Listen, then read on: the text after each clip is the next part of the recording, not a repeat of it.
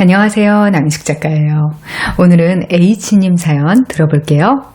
저는 30대 여성으로 외향적이고 솔직하며 직설적으로 말하는 성격입니다. 남의 눈치를 보지 않고 제 생각을 밀고 나가는 삶을 살아왔어요. 그런데 1, 2년 전 10년 넘게 친하게 지낸 단짝 친구 2명과 여러 사건을 겪으며 인연을 끊고 나서부터 제 성격이 달라지기 시작했습니다. 그들과의 이별은 제게 큰 충격이었고 밤잠을 설치는 날들이 이어졌습니다. 이후 여초 부서에서 감성적인 성향의 동료들과 일하게 되면서 저처럼 이성적이고 직설적인 스타일은 점점 위축될 수밖에 없었습니다. 제 말투나 표현 하나하나가 누군가에겐 불편함이 될까 눈치를 보게 됐고 저도 모르게 스스로를 고쳐나가기 시작했어요. 그러다 결국 몸이 아프기 시작했고 일상생활을 잠시 멈춰야 했습니다. 다행히 지금은 건강도 많이 회복했고 회사에서도 성실히 일하고 있지만 따로 약속을 잡아 사람을 만나는 것이 점점 버거워졌습니다. 회사에서는 말 한마디, 행동 하나하나에 신경 쓰느라 지치고 새로운 사람을 만나면 내 모습이 이상하게 보이진 않을까 걱정이 됩니다. 오래 알던 사람들과의 관계마저 편하지 않게 느껴집니다. 남 눈치를 보느라 정작 저는 저를 잃어버린 것 같아요. 남들은 평생 이렇게 살아왔을지도 모르는데 저는 왜 이렇게 힘들까요? 그리고 앞으로 어떻게 해야 제가 제 모습 그대로 마음 편히 사람들과 지낼 수 있을까요? 사연자님 마음속에 어떤 혼란이 있는지 너무나 알겠어요. 근데 이 시기도 금방 지나가고 마음 정리도 잘 하실 거라고 생각돼요. 제가 보통 사연을 올릴 때 글을 대충이라도 편집하거든요. 글을 못 쓰셔서 그러는 게 아니라 보통은 인과관계가 뒤섞여 있거나 사연하고 상관없는 내용도 들어가 있고 해서 시청자분들이 들으실 때 이해가 되게 고치는 거예요. 근데 우리 H님 사연은 제가 한 글자도 안 고치고 그대로 읽어드렸어요. 제가 기억하는 걸로는 이런 게 처음인 것 같거든요. 그만큼 정리된 글을 쓰셨다는 건데 이건 그만큼 생각이 정리가 돼 있다는 뜻이에요. 내 고민이 정확히 뭐고 어떤 점이 힘들다 이걸 인식하고 계시다는 거거든요. 이러면 문제에서 벗어나는 방향도 명확하니까 훨씬 쉽죠. 이거는 비슷한 성격을 가지신 분들이 한 번씩은 다 거쳐가는 과정이거든요. 이런 고민 있는 분들이 어떻게 하시면 좋을지 오늘 같이 이야기해 볼게요. 첫 번째, 좋은 말, 좋은 행동을 더 많이 하세요. 직설적이면서 사람들하고 어울리는 데 저항감이 없는 분들이 어릴 때는 인기가 좋고 사람들이 부러워하는 경우가 많아요. 재밌고 시원시원하고 또 내가 내성적이면 다가와주는 친구들이 고맙기도 하고 그렇죠. 근데 점점 어른이 되고 나이가 들어가면서 이런 성격의 장단점이 쫙 갈리게 되죠. 사업을 하거나 영업이 필요한 직업이거나 하면 이게 굉장히 유리해요. 근데 개인적인 인간관계로 들어가면 이게 어릴 때만큼 장점이 안 되는 거예요. 왜냐면 주변 사람들이 같이 나이가 들어가잖아요. 그러면서 자기 주관이 뚜렷해지고 개인의 삶이 피곤해져요. 주관이 뚜렷해지니까 전에는 괜찮았던 말도 이제 들으면 마음에 거슬리고 일이니 뭐니 내 인생이 바쁘고 피곤해지니까 그 거슬리는 걸 참기 힘들어지는 거예요. 그래서 똑같이 어릴 때부터 만났던 친구들이라도 점점 안 맞게 되는 거죠. 만약 어떤 친구가 좀 별로인 남자친구를 만나요. 그럴 때 네 남자친구 너무 못생겼어. 아무나 사귀지 말고 좀 더 찾아봐. 이렇게 말하잖아요. 어릴 때는 친한 친구가 그렇게 말하면 아 그런가? 하면서 진짜 다시 한번 생각해보는 경우가 더 많아요. 근데 나이가 들면 지가 뭔데 남의 남친을 저렇게 평가하지? 하면서 불쾌한 기분이 먼저 드는 거죠. 자기 주관이 뚜렷해지면서 이렇게 변해가는 거고 이건 나이 들면서 점점 더 강해져요. 그래서 같은 사람들하고 지내더라도 내 태도가 좀 변해야 그 관계가 오래 유지될 수 있는 거죠. 근데 이게 원래 필터링이 잘 안 되는 성격이 분명 있기는 해요. 적당히 조심한다고 해도 워낙 표현을 해야 견디는 성격이라서 상호작용을 하다 보면 실수가 나오게 돼 있어요. 이런 분들은 평소에 사람들한테 더 자주 호의를 베풀어야 돼요. 원래 관계에서는 사람들한테 잘해주는 것보다 실수를 안 하는 게 훨씬 중요해요. 오래된 심리학 실험 결과가 있는데요. 사람과 사람 사이에서 나쁜 자극이 있잖아요. 그 한 번 나쁜 자극을 상쇄하기 위해서 5번의 긍정 자극이 필요하다고 해요.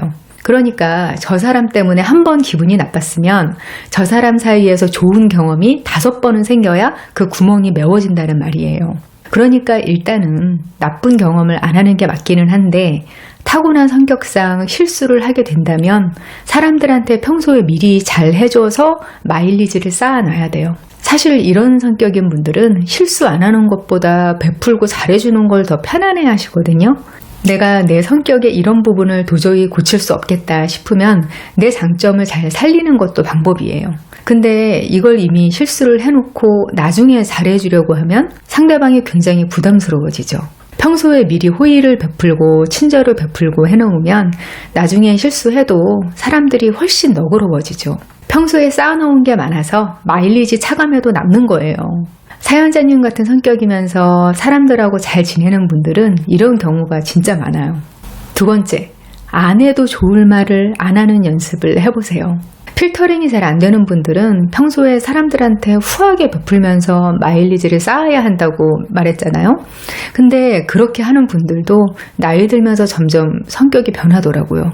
왜냐면 실수가 너무 커서 호감 마일리지를 한꺼번에 깎아먹으면 이게 다 소용없어지거든요. 그걸 몇 번 겪어서 사연자님 같은 충격을 받으면요. 직설적인 성격이 드러나는 일을 최소한으로 하게 돼요. 그러니까 안 할 수는 없는데 횟수도 줄이고 한 번 할 때 타격이 작게 태도를 연습하는 거예요. 이건 30대 중반 이후로 다들 한 번씩 겪는 일인 것 같아요. 사연자님 지금 굉장히 위축돼 있고 본인 말이나 태도 검열하느라고 스트레스도 많이 받고 그러신데요. 저는 이것도 성장 과정이라고 생각해요. 우리가 나이 30살쯤 되면 뭐 성장이고 뭐고 늙어갈 일만 남아있다고 생각하는데 진짜 안 그렇거든요. 30살이면 전두엽 성장이 겨우 완료된 시기고요. 성장이 끝난 전두엽의 관계나 또 세상 살아가는 법은 그 이후부터 입력하는 거예요. 죽을 때까지 계속 성장하는 거죠. 살면서 사연자님처럼 상처받고 어떻게 살아야 되나 이런 고민이 될 때 이럴 때 바짝 성장이 이루어져요. 지금 힘드신 거는 성장통이라고 생각하시면 될 것 같아요. 내가 생각이나 의견을 필터링해서 상대방 기분을 상하지 않게 소통하는 거. 이건 앞으로 인생을 살면서 꼭 필요한 능력이에요. 남자들 사이에서는 안 그런데 여자들끼리만 신경 쓴다. 뭐 아니면 개발자들 일하는 IT 업계에서는 안 그런다더라. 이런 말들이 많은데요. 그래서 남성분들이 개인적 관계가 나이 들수록 상대적으로 더 줄어들잖아요. 제가 예전부터 자료조사 때문에 시립도서관, 구립도서관 이런 곳들 가면요. 열람실에 혼자 오셔서 신문 보시거나 하는 할아버지들 정말 많으시더라고요. 근데 할머니들은 뭐 같이 놀러 다니시느라 바쁘죠.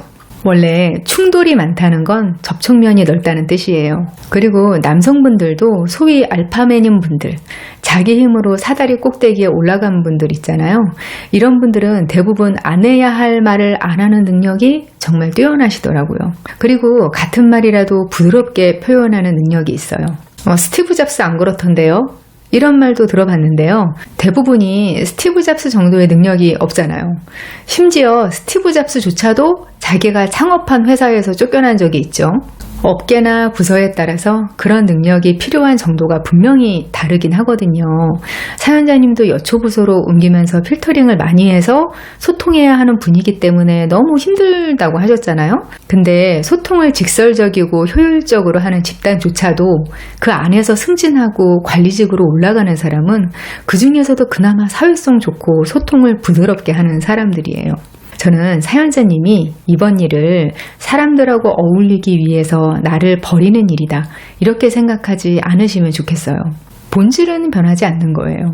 보통 내가 이렇게까지 가면을 쓰고 살아야 하나 이런 표현 많이 하잖아요. 여기서 가면이라고 표현하는 건 카를 구스타프 융이 페르소나라고 말한 거하고 맥이 통하는 건데요. 이 사람이 분석심리학 창시자거든요. 페르소나라는 말 자체가 라틴어로 가면이라는 뜻이에요. 사람들이 역할에 따라서 다른 자아를 표현하는 걸 말하는 건데요. 이게 사람들이 오해하는 것처럼 부정적인 의미가 아니에요. 내가 아닌데 가짜 나를 연기하는 거, 그런 게 아니라 내 안에 있는 부분 중에서 그 역할에 필요한 부분을 꺼내는 거죠. 이게 제가 자주 말하는 것처럼 태도를 다듬는 일, 이거거든요. 우리가 무인도나 산속에 들어가서 자급자족할 거 아니면 사람들하고 무난하게 어울릴 수 있는 태도를 연습하는 게 중요해요. 이건 원래 성격이 어떻건 간에 필요한 일이에요. 제가 오랫동안 크리에이티브 쪽에서 일하다 보니까 까칠한 사람들 진짜 많이 봤거든요. 근데 이제 시간이 많이 지나서 보니까 그분들이 너무 부드러워져 있는 거예요. 그렇게 변할 수 있었던 분들만 살아남아 있는 거죠. 내 태도를 다듬는 일이 정신적으로 괴롭지 않으려면 내 진심하고 태도를 일치시키면 돼요. 거짓말을 하라는 뜻이 아니에요. 만약에 직장 동료가 너무 공주병에 걸려서 자꾸 누구누구가 나를 좋아하는 것 같다고 말하는 걸 봐요. 내가 도화살이 있는데 아무래도 그래서 그런 것 같아. 막 이런 고민을 하는 걸 봐요. 그러면 당신이 남들이 그렇게 다 반할 만한 정도의 사람이 아니다. 누가 봐도 당신이 착각하는 거다. 이렇게 말하는 것만 진실된 게 아니에요. 그런 말 듣는 게 괴로우면 아예 반응을 안 해주는 것도 괜찮아요. 거기서 반응을 뭔가 해야 할 것 같으면 땡땡씨가 피부가 참 좋지? 뭐 이런 식으로 긍정적이면서도 부분적으로 진실인 걸 말해주면 돼요. 그러면 내가 거짓말을 하는 게 아니잖아요. 사람들하고 잘 지내기 위해서 거짓말을 하는 건 정신적으로 힘든 일이에요. 칭찬을 기술적으로 잘하는 사람들을 보면 없는 걸 만들어서 거짓말하는 게 아니라 그 사람의 장점을 찾아내서 진실을 말하는 거더라고요. 이런 식으로 소통하는 연습을 자꾸 하시다 보면요. 이것도 익숙해져요. 지금까지 직설적으로 있는 그대로 나를 표현하면서 살아왔다면 이건 연습을 하셔야 돼요. 그런데 당연히 이렇게 하는 거에는 에너지가 들거든요. 왜냐면 내 말과 행동이 뇌를 한번 거쳐서 일을 하게 한 다음에 나오는 거잖아요. 뇌가 에너지를 정말 많이 잡아먹는 장기거든요. 사람하고 소통하는 건 아주 복잡한 과정을 거치기 때문에 에너지가 많이 쓰이는 일이에요. 그래서 나이 들수록 사람들하고 너무 붙어 지내는 게 안 좋은 거예요. 누군가를 만나면 그 사람한테 딱 집중해서 내 태도를 통제할 수 있을 때, 그럴 때만 사람들을 만나는 게 좋은 거죠. 사연자님 이야기를 들으니까 생각나는 분들이 많이 있는데요. 이분들이 사람들을 개인적으로 많이 안 만나요. 그리고 일단 만나면 짧게 만나고 1대1보다는 여럿이 같이 보는 걸 더 선호하는 경우가 많더라고요. 왜냐면 이렇게 하면 실수할 확률이 좀 낮아지거든요. 경험을 통해서 체득하신 거겠죠? 외향인이시면 생각이나 감정을 안에 갖고만 있는 게 어려우실 거거든요.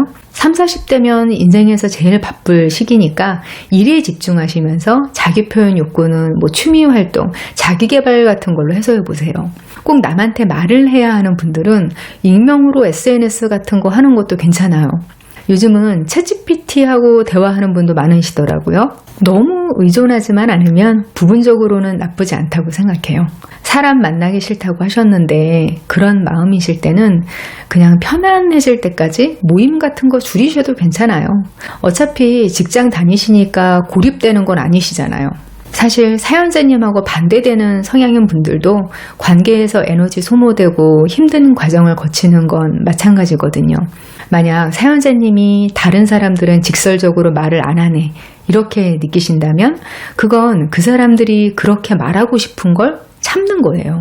돌려 말하는 게 본성이라서 그렇게 말하는 사람은 없어요. 예민한 사람들은 상대방 반응을 미리 예상하고 반응을 하는 거니까 의지를 작동시켜서 더 조심하는 거예요. 이런 사람들은 반출을 더 많이 하게 되니까 관계에서 더 피로도가 높죠. 결국 습관을 바꾸는 게 관건이 되는 건데요. 원래 습관을 바꾸는 건 어려운 일이에요. 지금 그 어려운 일에 적응하는 과정에 있다고 생각하시면 될 것 같아요. 태도를 다듬는 습관만 만드시고 나면 사연자님 같은 성격인 분들이 더 유쾌하고 시원하고 매력적인 사람으로 잘 지내게 될 수도 있거든요. 관계는 알면 알수록 어려운 거라서 제가 이런 관계의 이면에 대해서 알려드리면 너무 어렵다. 인간관계라는 게 이렇게 살얼음판 같아서야 어떻게 사냐 이런 말씀 많이 해주시는데요. 맞아요. 살얼음판 걷듯이 조심해야 하는 게 관계고요. 아무리 가까운 관계라도 예외가 될 수 없어요. 그래서 점점 적당한 거리가 필요하고요. 혼자서도 자기만의 시간을 즐겁게 잘 보낼 수 있는 능력이 필요해지죠. 이게 청년기를 지나고 나면 대부분의 사람들한테 필요한 것 같아요. 근데 진짜 고령이 되면 이게 또 다른 국면으로 접어들긴 하죠. 그때가 되면 다른 사람들하고 오래 있을수록 좋은 걸로 보여져요. 오늘은 직설적이고 이성적인 성격이라서 고민인 사연에 대해서 이야기 나눠봤어요. 고민 사연은 네이버 카페 어른성장학교 고민 게시판에서 받고 있어요. 저는 다음 이 시간에 여기서 다시 만나요. 기다릴게요.